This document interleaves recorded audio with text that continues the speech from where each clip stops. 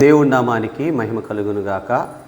చేరి వచ్చినటువంటి బిడ్డలందరూ కూడా దేవుని పిల్లలకి ప్రభువైన యేసుక్రీస్తు నామంలో హృదయపూర్వక వందనాలు తెలియజేస్తూ ఉన్న అందరికీ మరి రాత్రికాల సమయంలో కొద్ది నిమిషాలు ఒక కుటుంబం గురించి మనం నేర్చుకుందాం. మనం పరిశుద్ధ గ్రంథం బైబిల్లో విప్పి చూసినట్లయితే ఆదికాండము 6వ అధ్యాయము మరి మనం కొన్ని విషయాలు నేర్చుకుందాం. దయచేసి గమనించండి, జాగ్రత్తగా వాక్యాన్ని శ్రద్ధగా వినాలని ప్రభుపేట మనవి చేస్తూ ఉన్నాను. మరొకసారి ప్రభు యేసుక్రీస్తు నామములో మీ అందరికీ హృదయపూర్వక వందనాలు తెలియజేస్తూ ఉన్నాను. ఆదికాండము 6వ అధ్యాయము 5వ వచనం నుండి మనం లేఖనాలు చదువుకుందాం. నరుల చెడుతనము భూమి మీద గొప్పదనియు, వారి హృదయము యొక్క తలంపులలోనే ఓహంతయు ఎల్లప్పుడూ కేవలం చెడ్డదనియు యెహోవా చూసి, తాను భూమి మీద నరులను చేసినందుకు యెహోవా సంతాపము నొంది తన హృదయములో నొచ్చుకొనెను. అప్పుడు యెహోవా, నేను సృజించిన నరులను, నరులతో కూడా జంతువులను, పురుగులను, ఆకాశ పక్షాదులను భూమి మీద ఉండకుండా తుడిచివేయుదును. ఏలయనగా నేను వారిని సృష్టించినందుకు సంతాపము నొంది ఉన్నాను నేను. అయితే నోవాహు యెహోవా దృష్టి యందు కృప పొందిన వాడాయను. చూశారు, ఇక్కడ మనం ఆదికాండము 6వ అధ్యాయంలో మనం చూసినట్లయితే ఒక్క కుటుంబం, అంటే ఆ కుటుంబంలో ఒక యజమానుడైనటువంటి నోవాహు యెహోవా దృష్టికి కృప పొందిన వాడాయను. మీరు చూసినట్లయితే ప్రభునందు ప్రేమ దేవుని పిల్లలారా, ఈ సృష్టి మొత్తాన్ని కూడా దేవుడు మనం ఆదికాండం ప్రారంభంలో చూసినట్లయితే ఈ సృష్టి మొత్తాన్ని దేవుడు ఏం చేశాడంటే 6 దినాల్లో ఈ సృష్టిని సృజించాడు. ఎన్ని దినాలు? 6 దినాలు. అంటే ఈ సృష్టి మొత్తాన్ని 6 దినాల్లో ఈ సృష్టిని సృజించిన తర్వాత మానవుణ్ణి ఆ తదుపరి తన స్వహస్తాలతో దేవుడు చేసుకున్నాడు. మనకు ఆదికాండం 2:7లో రాయబడింది, దేవుడైన యెహోవా నేలమట్టితో నరుణ్ణి నిర్మించి వాని నాసికా రంధ్రములలో జీవవాయువు నోదగా నరుడు జీవాత్మ ఆయను. నరుడు జీవాత్మ అయ్యాడు. ప్రభునందు ప్రేమ దేవుని పిల్లలారా, మొట్టమొదటికి సృష్టిని దేవుడు 6 దినాల్లో కష్టపడి మన కోసం సృజించాడు. మొట్టమొదటిగా సృష్టి 6 రోజుల్లో చేస్తే ఆఖరణ దేవుడు మానవుణ్ణి చేశాడు. ఎలా చేశాడంటే నేల మట్టి తీసుకొని ఒక బొమ్మని తయారు చేసి నాసికా రంధ్రములలో జీవవాయువును ఊదాడు. నరుడు జీవాత్మ అయ్యాడు. కాబట్టి మీరు గమనించండి, ఇక్కడ నరుడు జీవాత్మ అయ్యాడు. ఈ సృష్టి మొత్తాన్ని కూడా తన నోటి మాట చేత సృజిస్తే అన్నిటినీ భూమి కలుగునుగాక, ఆకాశములు కలుగునుగాక, నక్షత్రములు కలుగునుగాకని తన నోటి మాట చేత అన్నిటిని సృజించాడు. కానీ మానవుణ్ణి కలుగునుగాక అని అనలేదండి. మానవుణ్ణి మాత్రం తన స్వహస్తాలతో దేవుడు నిర్మించుకున్నాడు.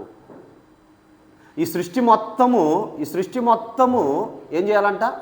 ఈ సృష్టి మొత్తము జాగ్రత్తగా వినాలి మీరు.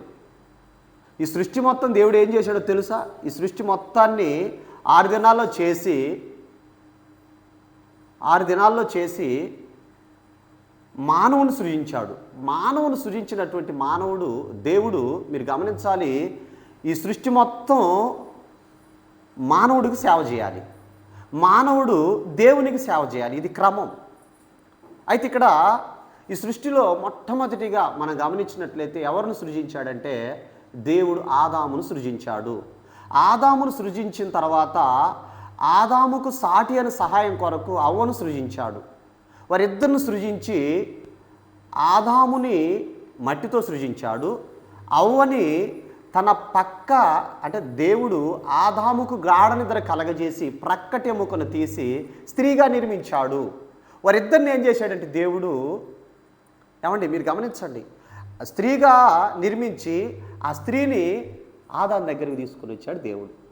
అప్పుడు ఆదాం అంటున్నాడు, నా ఎముకలలో ఎముక, నా మాంసములో మాంసం, ఇది నరునిలో నుండి తీయబడిన గనుక నారి అనబడును. నాలో నుండి తీయబడితివి. నారి అంటే నాది.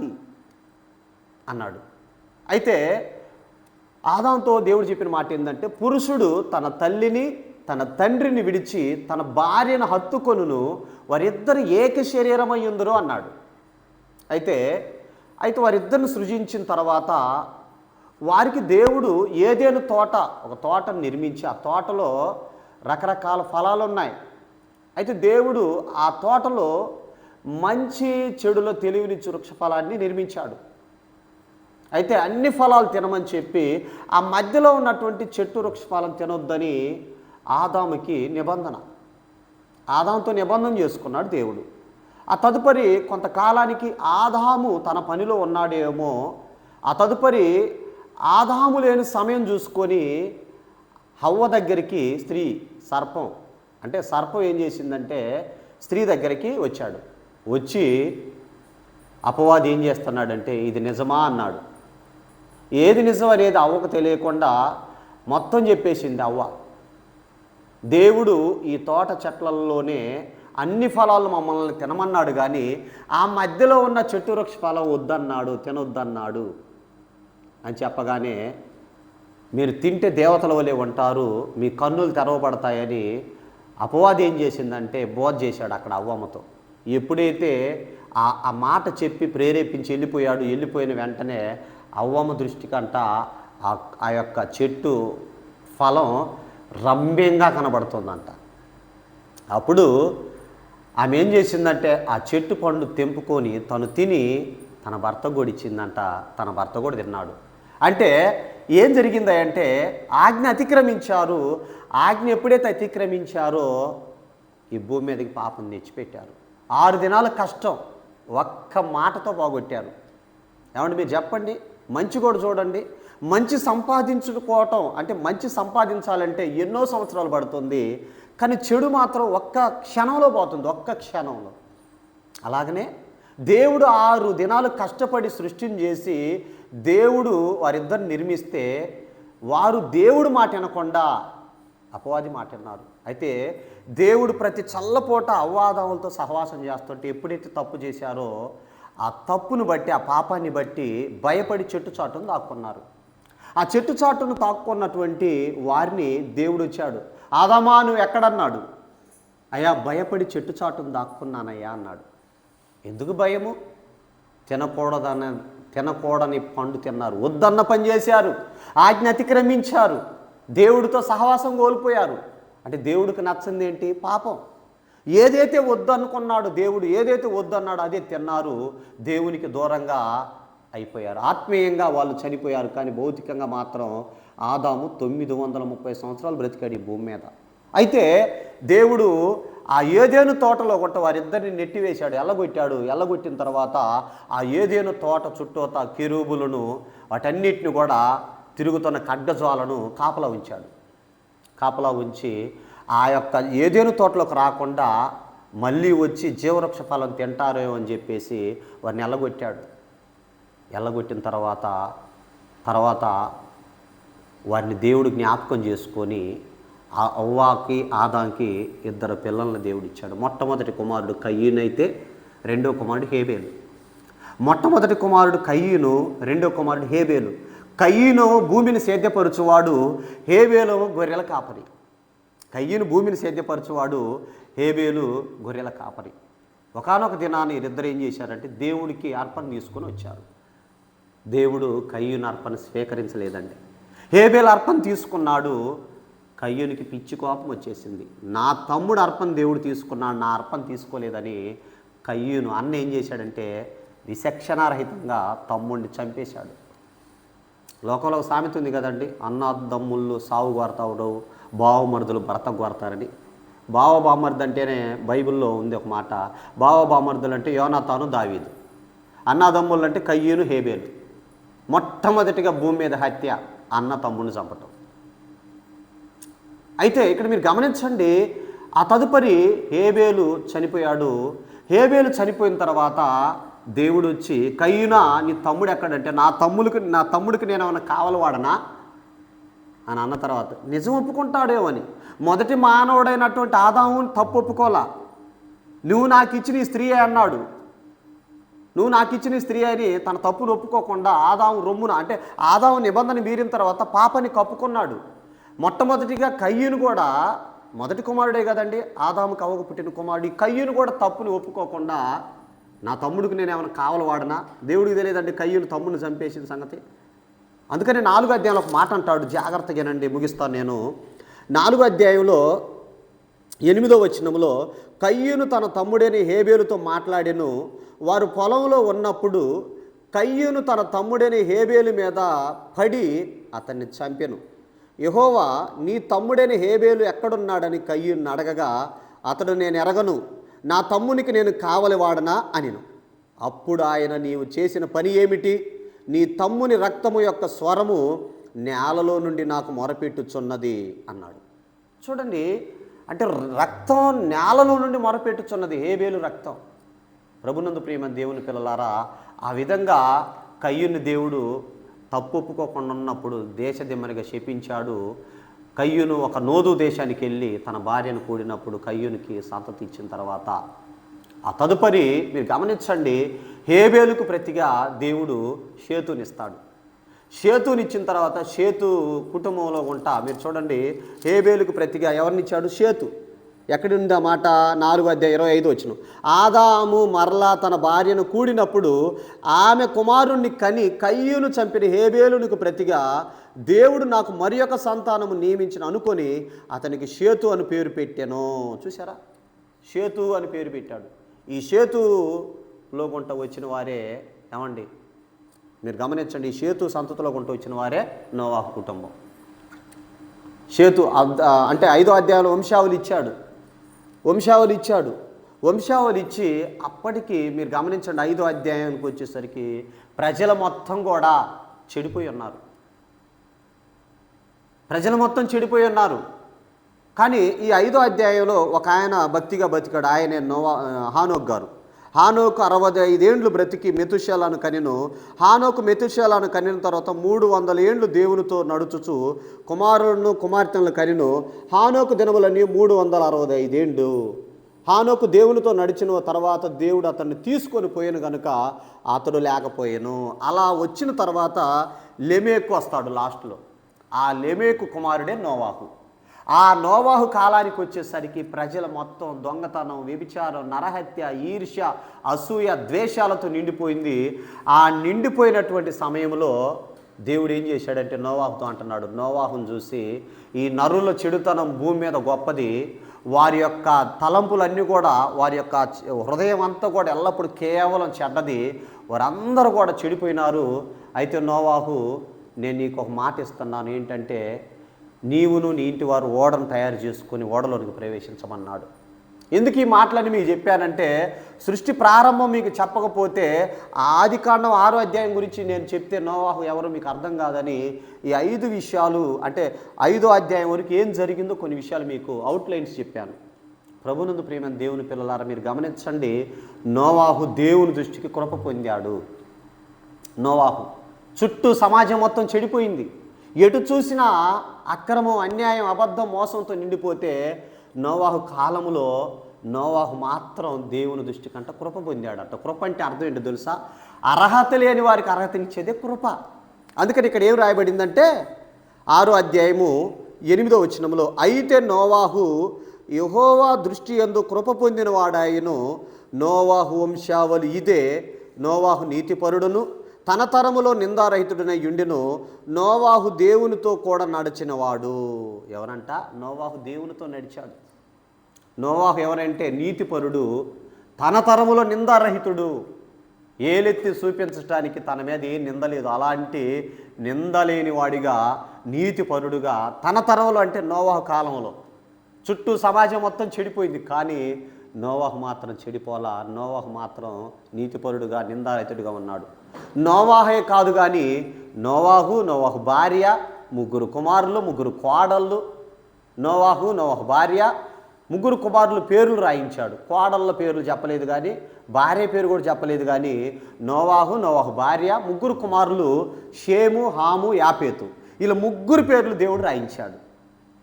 మీరు గమనించండి, నోవాహుకు చెప్తున్నాడు, నోవాహు నీ ఇంటి వారి కొరకు ఓడను తయారు చేసుకున్నాడు. ఎందుకంటే దేవుడికి తెలుసు ఎంతమంది మారతారు అనేది.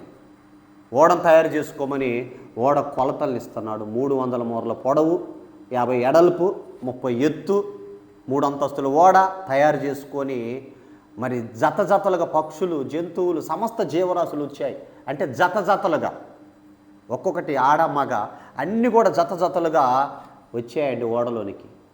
కానీ నోవాహు కాలంలో నోవాహు 120 సంవత్సరాలు చెప్పాడు, అయ్యా రండి ప్రజలారా, మారు మనసు పొందండి, జలప్రలయం రాబోతుంది, దయచేసి దేవుడు ఉగ్రత మన మీదకు రాబోతుంది, మీరు మనసు మార్చుకోండి, మీ జీవితాలు మార్చుకోండి ఇప్పటికేనని చెప్తుంటే నోవాహును ఎగతాళి చేశారండి.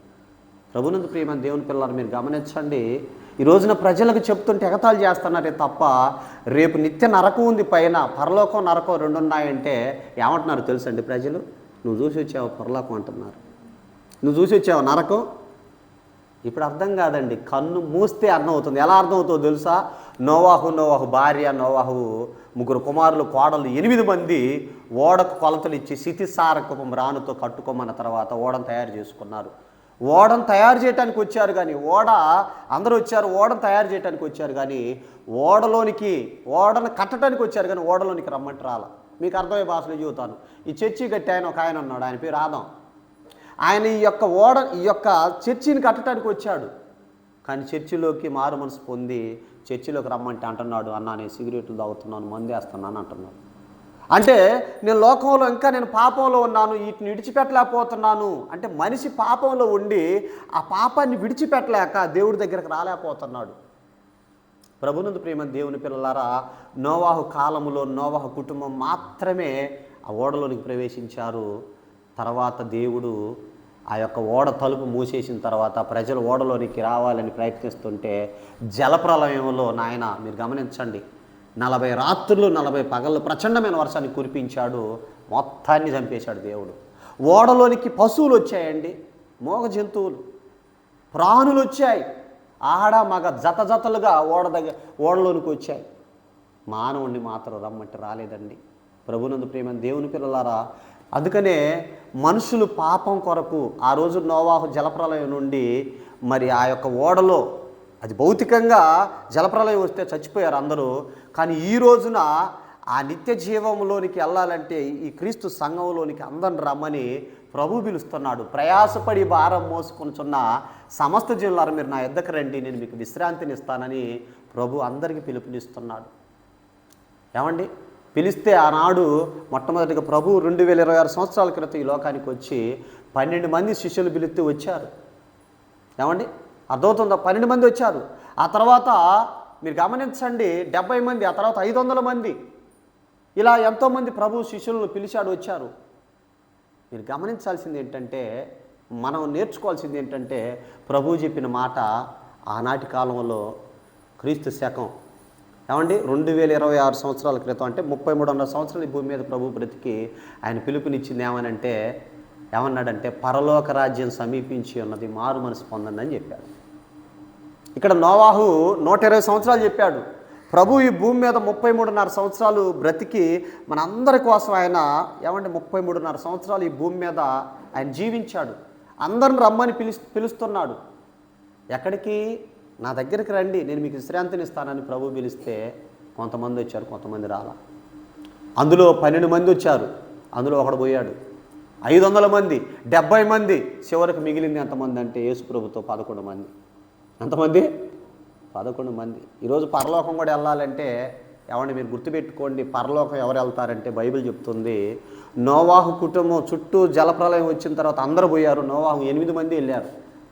పరలోకం వెళ్ళాలంటే మనం కూడా ఈ భూమి మీద యేసుక్రీస్తు ప్రభువుని నోటితో ఒప్పుకొని వాక్యాన్ని విని విశ్వసించి మారు మనసు పొంది పాపాలు ఒప్పుకొని బాప్తీసం తీసుకొని సంఘంలోకి వచ్చిన తర్వాత నువ్వు నీతిగా యథార్థంగా పరిశుద్ధంగా అంతం వరకు నీ రక్షణ కాపాడుకోవాలి రక్షించబడిన తర్వాత. అందుకనే యేసుక్రీస్తు ప్రభువారు ఉపమానం చెబుతూ త్రోవ పక్కన పడిన విత్తనాలు, రాతి నేల పడిన విత్తనాలు, ముళ్ళ పొదల్లో పడిన విత్తనాలు, మంచి నేల పడిన విత్తనాలు. అంటే 4 భాగాలైతే 75% విడవబడతారు, 25% పరలోకం పోయేది.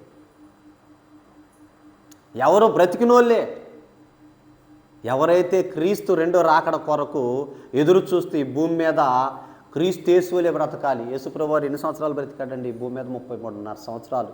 ఆయన భూమి మీద ఎలా బ్రతికాడంటే పవిత్రుడును, నిర్దోషియు, నిష్కల్మసుడును, పాపులలో చేరక ప్రత్యేకంగా ఉన్నవాడు కనుక ఆయన ఈ భూమి మీద సర్వమానవాళి పాపాల నిమిత్తం ఆయన మరణించి సమాధి చేయబడి తిరిగి 3వ రోజు లేచి ఆయన తిరిగి 40 రోజులు శిష్యులు కనపడి ఆయన తిరిగి ఆరోహణమై తండ్రి కుడిపార్శ్వమున ఆసీనుడైనాడు. ప్రభునందు ప్రేమ దేవుని పిల్లలు, ఈరోజు నీవు నేను మనం అందరం కూడా ఆ పరలోకానికి వెళ్ళాలంటే ఏసే మార్గం. ఎవరు నమ్మినా నమ్మకపోయినా ఇది దేవుడిచ్చిన ఆజ్ఞ ఏంటంటే, నేనే మార్గము, నేనే సత్యము, నేనే జీవము, నా ద్వారా తప్ప తండ్రి యొద్దకు ఎవడను రాడు అన్నాడు. ఈ మాట కొంతమందికి మింగుడు పడకపోవచ్చు, కానీ నేనే అన్న తర్వాత నేను కూడా లేదండి ఆయన. నేనే మార్గము, నేనే సత్యము, నేనే జీవము, నా ద్వారా తప్ప తండ్రి యొద్దకు ఎవడను రాడు అన్నాడు.